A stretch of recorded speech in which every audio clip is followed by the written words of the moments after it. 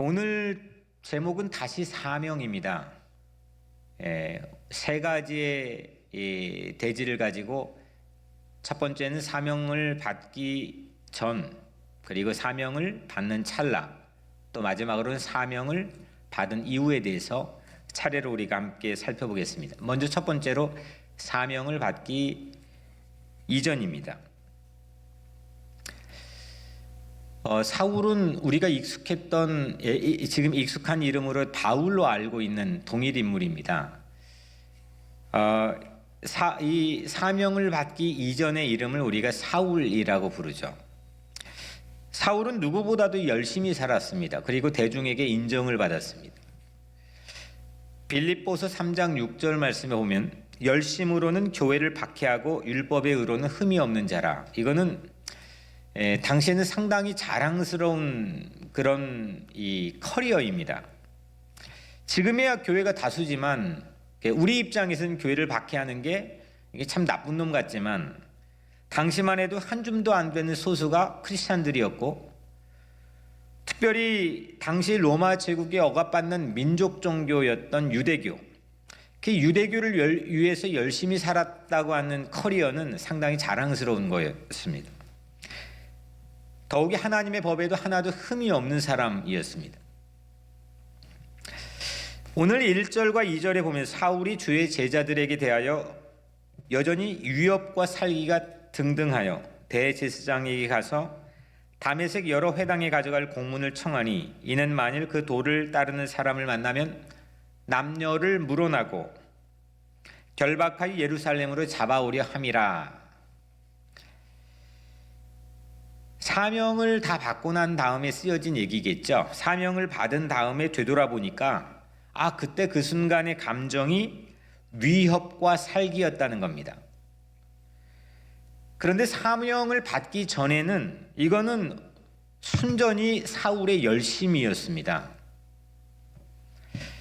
사명을 모르던 시절에 사울의 이 열심은 위협과 살기였고, 그가 보여줬던 이 사울의 열심, 오늘 1절과 2절의 사울의 열심은 오지랖에 불과했습니다. 자기 고향인 다소, 지금이 터키의 남부 지역인데 예루살렘으로부터 700km입니다. 상당히 먼 거리입니다. 그렇게 떨어져 있는 예루살렘의 대제사장에게 공문을 받으려고 갑니다.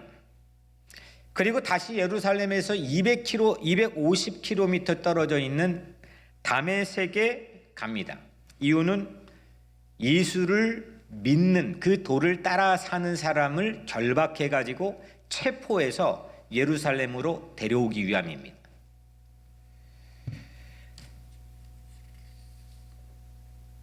이 열심인 거죠. 웬만한 열심 가지고는 쉽지 않는 행보를 사울이 보여줍니다. 그 열심이 나중에 보니까 사명을 받고 난 이후에 보니까 전부 다 무용지물이었다는 거죠. 상당히 충격적인 얘기입니다. 우리 각자도 열심히 살고 싶어 합니다.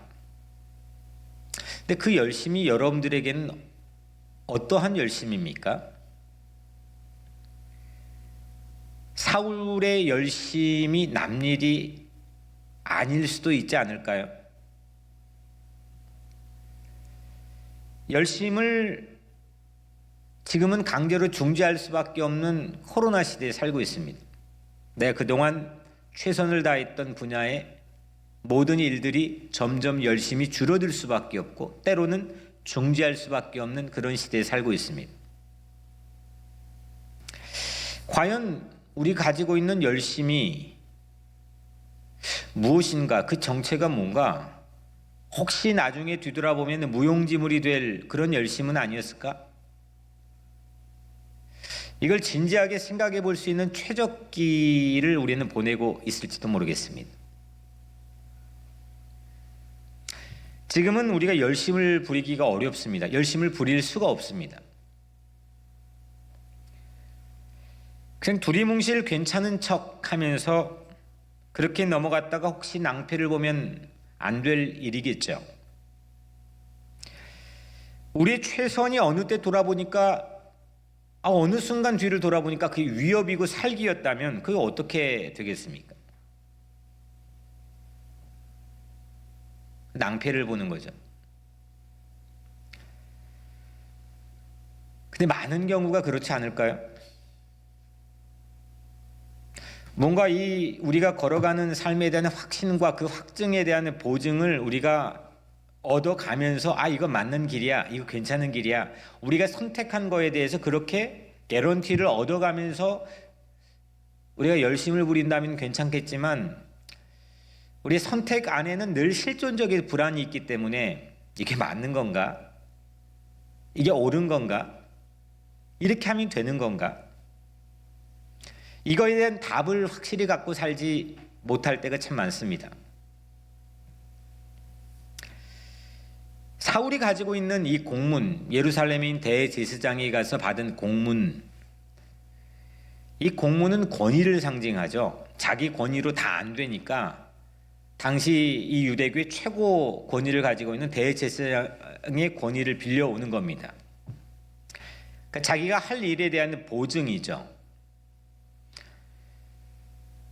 우리들도 내가 가진 아버지의 권위가 있습니다. 어머니의 권위가 있고 직분에 대한 권위가 있고 직장 안에서의 가지고 있는 권위가 있습니다. 그리고 저 같으면 목사의 권위가 있습니다. 이 권위를 가지고 혹 사울처럼 엉뚱한 일을 해버리면 어떻게 하겠습니까? 그게 다 올바르다고 여러분들은 확신합니까? 부모로 아버지 어머니로 살며 자녀에게 가지고 있는 아버지 어머니의 권위를 가지고 행사하는 모든 일들이 올바르다고 자신할 수 있는 부모가 과연 세상에 있을까요? 또 저 같으면 목사는 과연 그럴까요?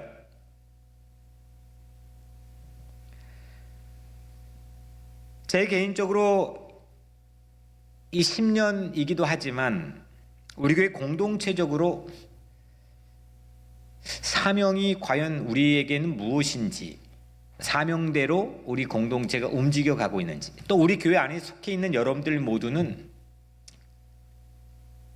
사명을 가지고 살고 있는지, 내게 맡겨진 일대로, 순리대로, 하나님의 뜻대로 내게 주어져 있는 소중한 시간을 그렇게 살고 있는지, 우리는 그렇게 물어야 될 최적기의 시기를 보내고 있습니다. 그래서 우리는 오늘 이 사도행전 9장 사울에게 일어났던 이 사명 사건, 이것이 우리 안에도 일어나기를 간절히 기원합니다. 한 번은 영원한 삶에 관심 있던, 영생에 관심 있던 부자 청년이 예수님을 하루 찾아오죠. 예수님이 부자 청년에게 사명을 줍니다. 서로 대화를 오고 가다가 막판에 예수님이 이렇게 말하죠. 가서 내 소유를 팔아 가난한 사람에게 주라. 그리하면 하늘에서 보화가 내게 있으리라. 그리고 와서 나를 따르라. 그랬더니 청년 반응이 어땠습니까? 그 청년이 재물이 많음으로 이 말씀을 듣고 근심하며 가니라 했습니다. 이 부분이 오늘 이 사명을 받고 있는 찰나에 이 사울이 가지고 있던 역할을 우리가 짐작해 볼 수가 있습니다. 예수님은 부자 청년에게 너 순종해야 돼, 너 순종해야 돼 라고 조금치도 강요한 흔적이 없습니다. 너 내가 말하면 반드시 따라야 돼. 우리 흔히 목사들이, 목회자들이 말하는 것처럼 여러분 순종해야 됩니다 이렇게 말하지 않았습니다. 이 부자 청년을 예수님이 붙잡으려고 애쓰지도 않았습니다. 그러는 적이 없잖아요. 또 예수님은 결코 속여가지고 좀 과장되게 좀 부황부황하게 만들어가지고 자칫 덫에 빠뜨린 일도 없습니다. 이걸 설득시키려면은 때로는 우리 부황부황하게 만들기도 하고 속이기도 하고 또 간절하게 절박하게 애쓰기도 하고 붙잡으려고도 하고 아니면 윽박지르기도 하고. 근데 예수님은 그렇게 하지 않았습니다. 어디에도 그런 흔적이 없습니다. 근데 단지 하나, 예수님께서 하신 단지 하나는 한 사람이 귀로 들을 수 있는 가장 심한 말씀을 하고 그대로 남겨두고 그대로 남겨두십니다. 한 사람이 들을 수 있는 매우 쇼킹한, 매우 심한 그 말씀을 하고 그냥 그대로 남겨두십니다. 예수님은 청년에게 가슴 찢어지는 낙심을 안겨줬습니다. 그 얘기 듣고 낙심이, 고민이 이만저만한 게 아니죠. 그리고 떠나니까 떠나도록 또 내버려 줬습니다. 이게 오늘 본문에는 야, 나는 네가 핍박하는 예수다라고 예수님께 사울에게 말씀한 다음에 사울이 한 반응이 이와 비교해서 보면은 사울이 어떻게 뭘 했는지를 우리는 짐작해 볼 수가 있습니다.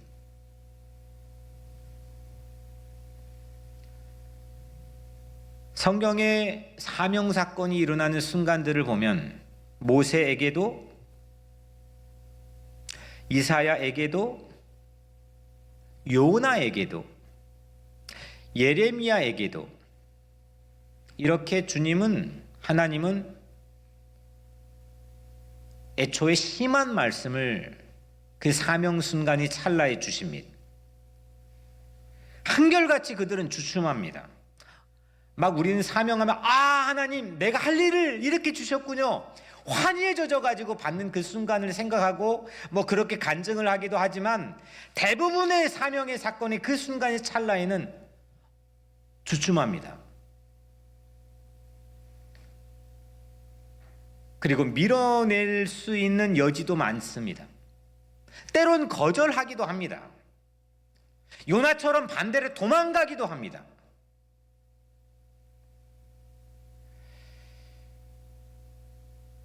상당히 우리에게 시사해 주는 바가 크다고 생각합니다. 예수님은 막 붙잡고 그걸 억지로 설득하고 야, 너 이거 안 하면 넌 큰일 나 윽박지르거나 그런 방법으로 설득하지는 않았지만 그에게 매우 이 인간의 귀로 듣기에 심한 말을 던져줬습니다. 달콤한 말이 그를 막 희망에 부풀리게 하는 말이 절대 아니었습니다.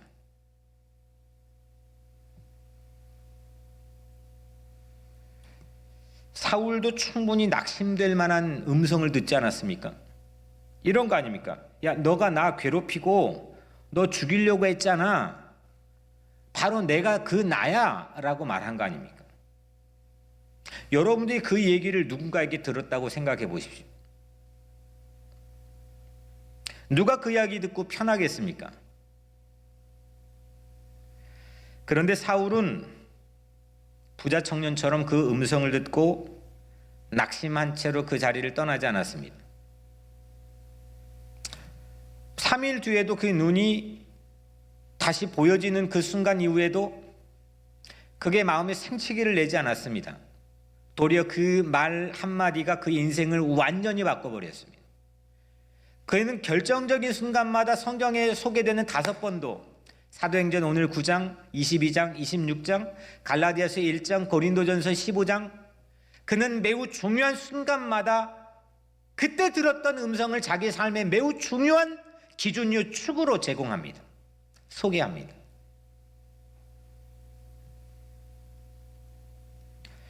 그는 그 음성을 평생 붙잡았습니다.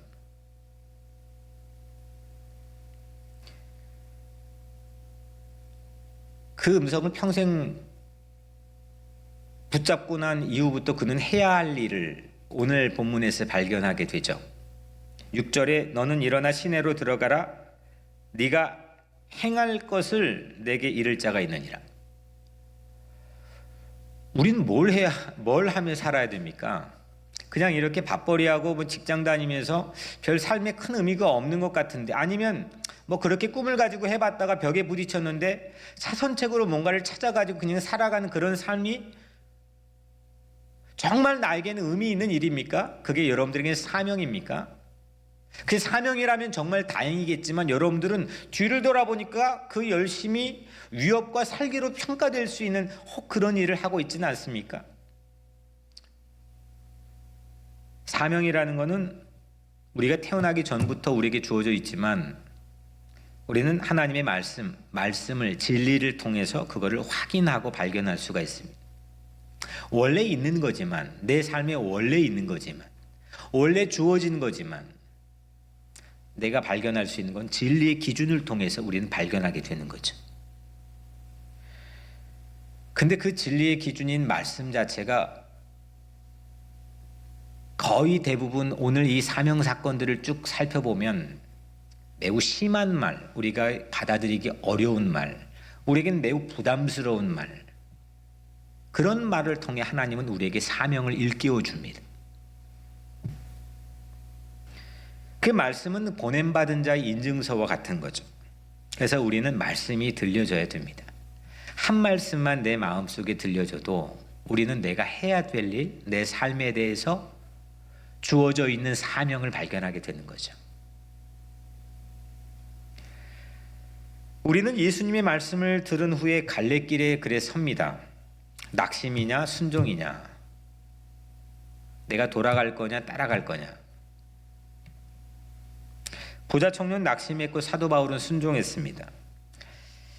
가장 심한 말이 아니면, 그게 아니라고 한다면 우리는 내 삶을 송두리째 뒤집어 보지 못합니다. 이 사울로 살았던 가장 근원적인 이유가 고정관념 아닙니까? 이렇게 유대교, 자기가 자라난 배워온 텃밭, 터전, 몸에 익숙해져 있는 그 고정관념, 거기에서 벗어나지 못하는 거죠. 새로운 걸 보지 못하는 겁니다. 자기 딴에는 최고의 가말리알 문화생으로 학업을 하고 했지만 그 고정관념이라는 걸 벗어나지 못하니까 도리어 자기가 살아왔던 모든 열심이 위협과 살기로 이후에 보니까 평가가 되는 거죠. 말씀이 들리기만 하면 완전히 달라진 삶을 우리는 살게 됩니다. 바울의 사명이 그래서 예수가 되는 거죠. 예수가 전했던 품고 전했던 비전을 전하는 것이 바울의 사명이 되었습니다. 어디든 갑니다. 어떤 수모든 감당합니다. 바울의 사명 선언문과 같은 말씀인 빌립보서 3장 8절 9절 말씀에 보면 내가 그를 위하여 모든 것을 잃어버리고 배설물로 여기면 그리스도를 얻고 그 안에서 발견되려 함이니, 그러니까 이전 것을 모두 배설물로 여기죠. 예수 때문에 이전 것을 모두 다 배설물처럼 여깁니다. 이 부분을 가지고 한 주일 내내 지난 제 10년을 향해서 물었습니다. 모든 것을 배설물로 여길 정도로 이 주님의 말씀에 흔쾌히 기쁘게 즐겁게 그렇게 순종하며 따라 살아왔는가?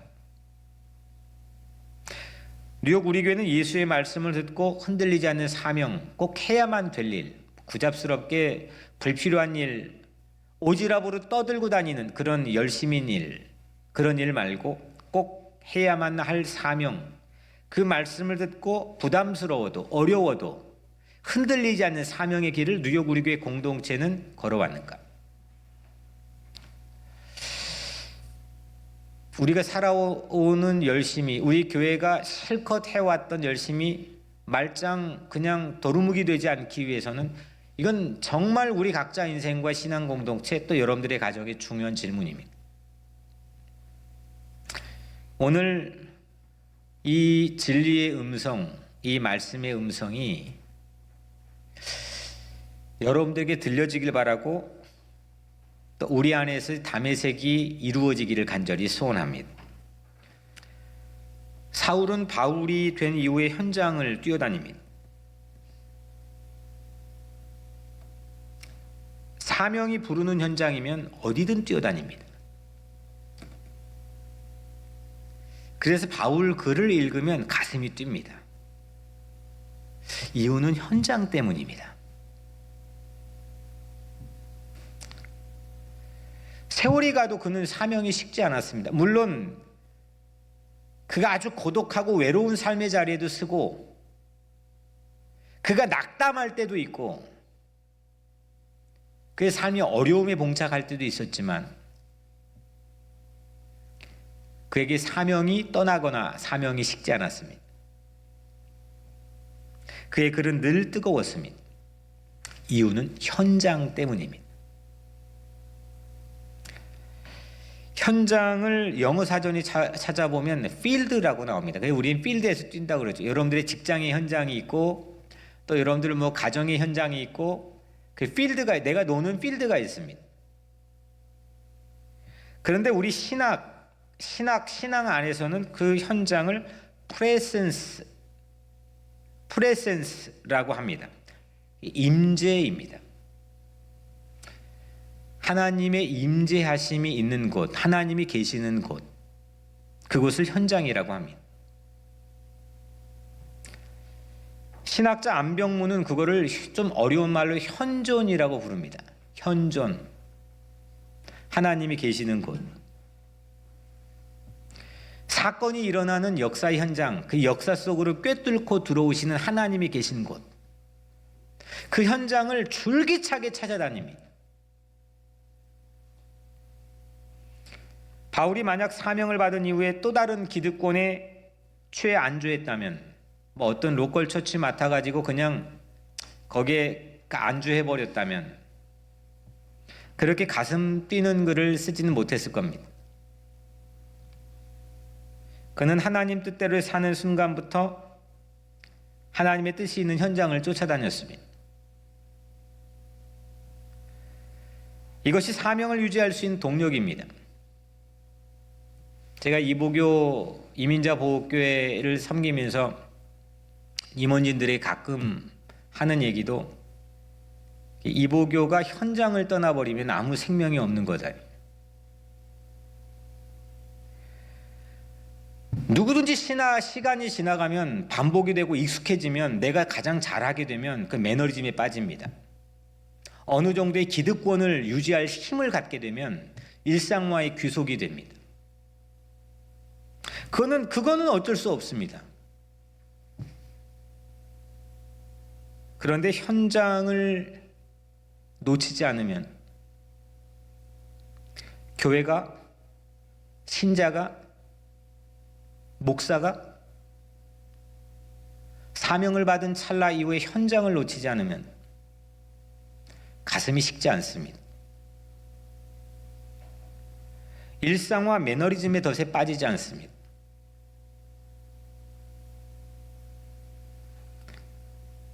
긴박감을 잃어버리지 않되 평온과 담대함도 유지할 수 있습니다. 다시 보게 된 것을 끊임없이 다시 볼 수 있게 됩니다.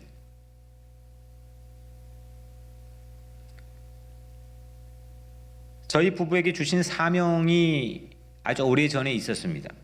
결혼 전부터 받은 마치 사명 선언문과 같은 비전 스테이트먼트 같은 건데, 아내가 물감 붓으로 오래전 써가지고 저희 집 이 벽에 붙여 놓았습니다. 이사야 61장 1절의 2절 말씀인데, 주께서 나에게 기름을 부으시니 주 하나님의 영이 나에게 임하셨다. 주께서 나를 보내셔서 가난한 사람들에게 기쁜 소식을 전하고 상한 마음을 싸매어주고 포로에게 자유를 선포하고 갇힌 사람에게 석방을 선언하고 주의 은혜해와 우리 하나님의 보복의 날을 선언하고 모든 슬퍼하는 사람들을 위로하게 하셨다. 이게 목사 안수도 받기 훨씬 이전에 받았던 사명입니다. 해야 될 일. 이 말씀은 누가복음 4장에 예수님께서 공적 생애를 시작하며 처음 설교하신 원고이기도 합니다. 저에게는 가난한 사람들이 있는 현장, 상한 마음을 가진 이들이 있는 현장, 포로된 자가 있는 현장, 이 현장을 떠나버리면 아무런 생명을 갖지 못하게 됩니다. 왜냐하면 사명이 없기 때문에. 뭐 목회를 잘하고 또 교회를 잘 경영하고 뭐 그럴 수는 있겠지만 가슴 뛰는 설레는 삶을 살 수는 없습니다. 그게 저에게 주어진 현장이기 때문입니다. 교회가 현장이 되어야 됩니다. 다시 사명, 이 사명으로 가슴 뜨거워지는 그런 5월을 보내시기를 주님의 이름으로 간절히 축복합니다.